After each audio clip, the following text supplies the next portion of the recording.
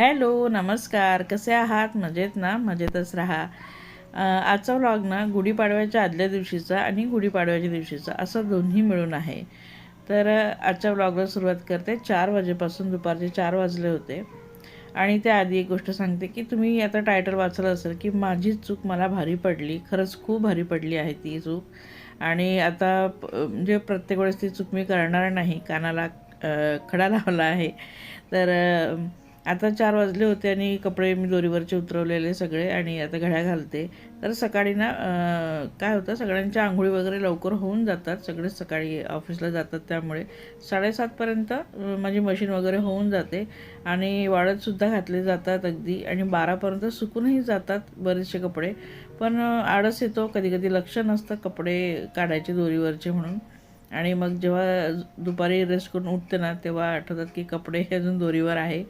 आणि मग ते मी काढून आता घड्या वगैरे घालते. काही इस्त्रीचे आहेत ते वेगळे ठेवते, बाकीचे सगळ्यांचे वेगवेगळे कप्प्यामध्ये ठेवून देते. आज मला ना काही प्रिपरेशन करून घ्यायचं होतं, कारण सकाळीच सगळ्यांचे डबे जातात, त्यामुळे आठवड्याचं प्रिपरेशन मी करून घेते. तर म्हटलं आलं लसूण यांची पेस्ट देखील मी करून ठेवते. तर मी हे काम केल्यानंतर मग थोडंसं मोबाईल वगैरे टी व्ही बघताना थोडंसं चहा वगैरे घेतला आणि सोबतच मी आलं वगैरे सोलून ठेवलं, लसूण सोलून ठेवला. म्हटलं चला आता हे सगळं काही आपलं कामही होऊन जाते. तर मी बघा इथं मी आलं वगैरे कट करत आहे. त्याचे पीसेस करून घेते पटकन पेस्ट होईल म्हणून. आणि आलंसुद्धा मी जास्त करून ठेवते, कारण एखाद्या भाजीला म्हणजे आलं असं थोडंसं आपण क्रश करून देखील टाकतो, त्यामुळे त्यालाही मी सोलून ठेवते. आणि मी लसूण भरपूर घेते. आता तुम्हाला दिसताना थोडंसं आलं जास्त दिसेल, पण मी ते आलं काढून ठेवणार आहे सोललेलं, कारण चहामध्ये वगैरे सुद्धा लागतं. आणि इथं भरपूर लसूण देखील मी घेत आहेत. आणि याची जी पेस्ट कशा प्रकारे करायची हे देखील मी तुमच्यासोबत शेअर केलं होतं.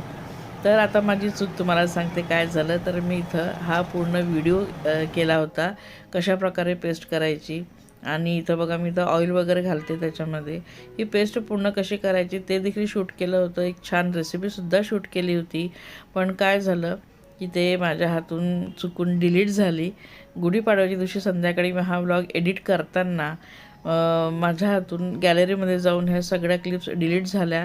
आणि त्यावर अजून मूर्खपणा असा झाला की बीन जो असतो ना आपल्या गॅलरीमध्ये बीन, त्याच्यातून सुद्धा त्या डिलीट झाल्या. म्हणजे मी करून घेतल्या आणि नंतर मी त्यांना शोधत बसली पूर्ण गॅलरीमध्ये.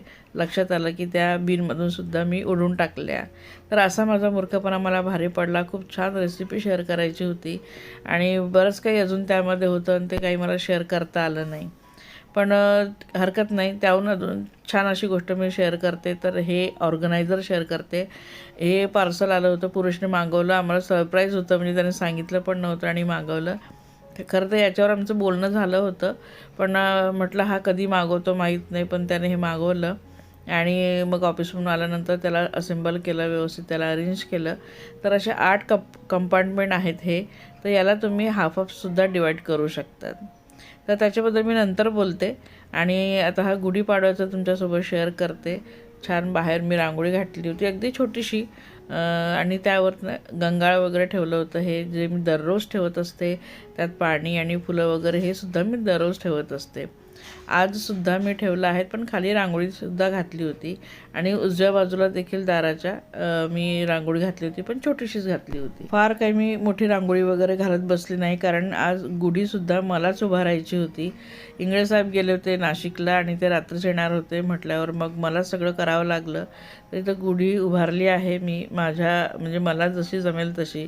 दरवर्षी तेच स्वतः करतात सगळं काही. आणि आता ह्या वर्षी मी उभारली आहे आणि इथं पूजा देखील करते. सिंपल साडी नेसली होती, काही मी तयारी केली नव्हती.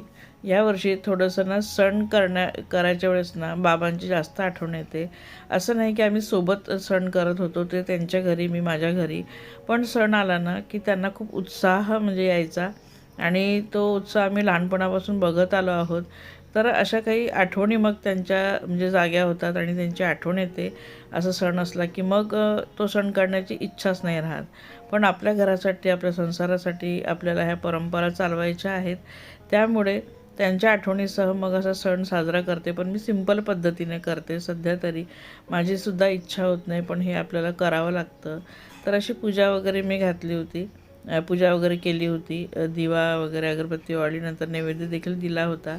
खाली बघू शकतात मी छोटासा चौरंग, त्यावर वस्त्र ठेवले होते आणि दिवा लावलेला होता. रांगोळीसुद्धा घातली होती. नंतर पाकळ्या देखील मी अशा टाकल्या होत्या. गॅलरी खूप गजबजलेली आहे, दुर्लक्ष करा, अगदी छोटीशी गॅलरी आहे माझी. आणि इथं मी माझं लोखंडी कपाट जे खूप अगदी भरलेलं होतं ठुसून ठासून, तर ते मी आता रिकामं केलं आणि अगदी व्यवस्थित लावलं आहे. कारण आता ऑर्गनायझरसुद्धा आला आहे, तर ते कपड्यांसाठीच आम्ही घेतलं आहे. कारण ह्या कपाटामध्ये अजिबात जागा नाही होत होती. आणि इथं बघू शकतात मी तुमच्यासोबत हे कवर शेअर केले होते. तर एक कवरमध्ये अक्षरशः 3-3 साड्या अगदी व्यवस्थित प्रकारे आलेल्या आहेत. तर मी मोठ्या बॉक्समध्ये न ठेवता आता अशा सुटसुटीत ह्या साड्या ठेवल्या आहेत, म्हणजे मला लक्षात राहील आणि साडी काढून नेसता देखील येईल. बॉक्स काढण्याचा कधी कंटाळा यायचा आणि आपल्याकडे साडी आहे, आपण नेसू शकतो हे विसरूनच जायची मी. खाली माझे सगळे हे ऑर्गनायझर आधीपासून तुम्हाला मी शेअर केले आहेत तुमच्यासोबत. त्यात मी पेटीकोट्स वगैरे ठेवले आहेत. छोट्या ऑर्गनायझरमध्ये मी माझे हँकी ठेवले आहेत. आणि हे जे ब्लॅक कलरचं आहे ना, यामध्ये जुने ऑर्गनायझर ठेवले आहेत. तो कप्पा सध्या रिकामाच तुम्ही समजून घ्या. आणि इथं देखील माझ्या साड्या आहेत, पण त्या कमी आहेत कारण मी बऱ्याचशा नवीन साड्या आता त्यामध्ये ठेवणार आहेत, ज्या फॉल बिडिंगला दिल्या आहेत. आणि किंवा मग असेच मी कवर घेऊ शकते पुढे.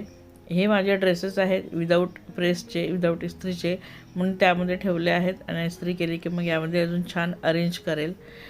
आणि वरती मी हे सुद्धा तुमच्यासोबत शेअर केलं होतं, ब्लाऊजचे कवर. बघू शकता दोन्ही कवर अगदी व्यवस्थित आहे. अगदी 10-10 ब्लाऊज माझे त्यामध्ये आलेले आहेत. वरसुद्धा बराच काही असं माझं सामान येऊन गेलं आहे. साड्या हँगरमध्ये मी काही आता सध्या काढून आणि परत मी अरेंज केलं नाही, आधीच्याच आहेत. तर बघा कशी लोंबकळत आहे साडी. तर मी अरेंज केलं नाही आहे. डेली यूजचे जे कपडे त्याचे खाली ठेवले आहेत. अशा प्रकारे हे देखील सुटसुटीत असं कपाट झालेलं आहे. आधी भाजीचे कपडेसुद्धा यामध्ये होते, माझेसुद्धा भरपूर होते. तर खूप अगदी म्हणजे जागाच नव्हती आता, तर की साड्या ड्रेस घ्यायचेच नाही. आता असं ठरलं होतं माझं की आता अजिबात कपडे घ्यायचे नाही जोपर्यंत जागा अवेलेबल होत नाही. आणि बघू शकतात हे तुम्हाला आता मी दाखवत आहे जे नवीन ऑर्गनायझर घेतलं आहे. खरं तर हे रेंटल होमसाठी खूप जास्त उपयोगी आहे, खूपच जास्त. आणि आता आम्हीसुद्धा मेंबर जास्त आहेत, सगळ्यांनाच कपडे लागतातच. आणि याला बघू शकतात एक साईडला त्यांनी हँगरसुद्धा दिलं आहेत, नेपकिन्स वगैरे तुम्ही म्हणजे टांगू शकतात. तर हे देखील एक छान त्यांनी अटॅचमेंट दिलं आहे त्याच्यासोबत. आतमध्ये तुम्हाला मी आता एक कप्पा ना उघडून दाखवते. तर खूप अगदी 8 कप्पे म्हणजे खूप मोठी गोष्ट, खूप जास्त झालं म्हणजे आपल्यासाठी अगदी व्यवस्थित पुरेसं होईल. आणि यासोबत अजून एक बघा, हे एक दिला आहे त्यांनी हँगिंग करण्यासाठी. तर तुम्ही आतमधून कप्पा बघू शकतात किती मोठा आहे, अगदी व्यवस्थित आहे, ऐसपैस आहे छान प्रकारे.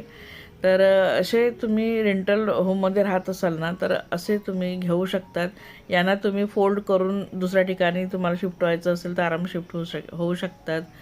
तर अशा मी काही आता हे लॅपटॉप वगैरे ठेवलं आहेत पुरेसं, असे बरेच कंपार्टमेंट रिकामे आहेत. आणि बऱ्याचमध्ये सामान मी आता ठेवून दिलं आहे सध्याचा. तर हे बघा छोटं मोठं अंथरूणसुद्धा त्यामध्ये अगदी आरामात येतं आहे.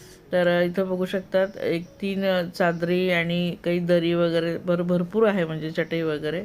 इथं देखील जान्हवीचे कपडे इथं मी अगदी व्यवस्थित सेट करून दिले आहेत तिला. आणि इथं देखील तिचे ऑफिसवेअरचे आणि डेलीवेअरचे कपडे आहेत. तर माझेसुद्धा मग मी यामध्ये आता अरेंज केले आहेत. जे ड्रेसेस आहेत ना, म्हणजे कुर्ती वगैरे जे आपण डेली यूज करतो किंवा जवळपास जाण्यासाठी यूज करतो, तसे वाले मी इथं ठेवलेले आहेत. आणि त्याच्यावरच्या कंपार्टमेंटमध्ये फक्त कुर्तीज आहेत, जे हेवी एम्ब्रॉयडरी वगैरेच्या असतात ना, त्या ठेवल्या आहेत. तर असं खूप चांगलं आहे, अगदी ऐसपैस त्यामध्ये स्पेस आहे. मला प्रचंड आवडलं. आणि बघू शकता इथं मी माझ्या काही कुर्त्या ठेवल्या आहेत. आणि खूप सुंदर, म्हणजे खूप आवडलं. म्हणजे शिफ्ट व्हायचं असेल ना, तर त्यांना फोल्ड करा, पॅक करा आणि घेऊन जा, तिथं जाऊन ओपन करा. म्हणजे किती छान गोष्ट आहे. आणि जागा म्हणजे आम्हाला एक तर ही गोष्ट हवी होती आणि त्यासाठी जागा देखील अगदी व्यवस्थित म्हणजे मिळाली. कारण घर 1 BHK आहे. आता त्यासाठी मुलांचे कपडे तर आपण ॲडजस्ट नाही करू शकत, त्यांना नाही म्हणू शकत नाही घ्यायला, आणि आपणही खरेदी थांबवू शकत नाही. तर त्यासाठी असं मग हे ऑर्गनायझर घेतलं आहे. व्यवस्थित सेट झालं आहे. एक तर बघू शकतात ही माझी बेडरूमची विंडो आहे, त्या बाजूला ड्रेसिंग टेबल आहे आणि त्या बाजूला अगदी व्यवस्थित हे ऑर्गनायझर येऊन गेलं आहे.